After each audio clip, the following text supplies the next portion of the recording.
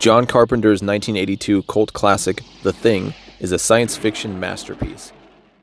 And when I heard that they were remaking it, my first thought was, but then I sat down and I really thought about it. This might not be such a terrible idea after all.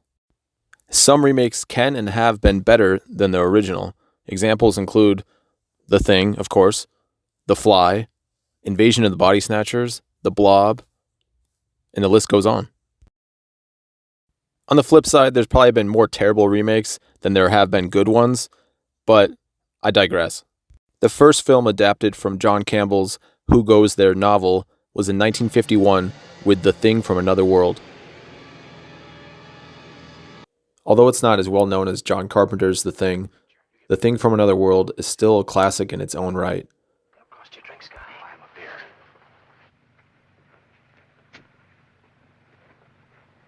Ready, bro?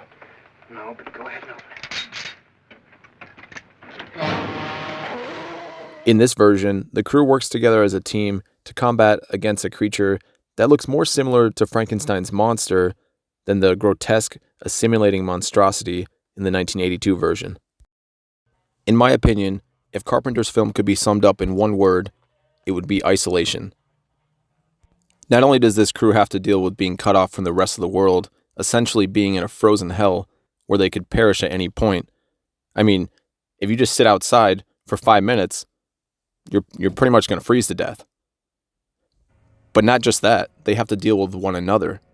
They have to contend with distrust, the fear, the paranoia of who's got my back or who's out to get me. This is pure nonsense. Doesn't prove a thing.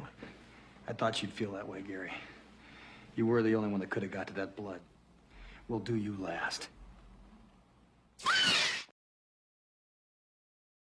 And honestly, I'm not sure if this is a full-blown remake/reboot or if it's a prequel or a sequel.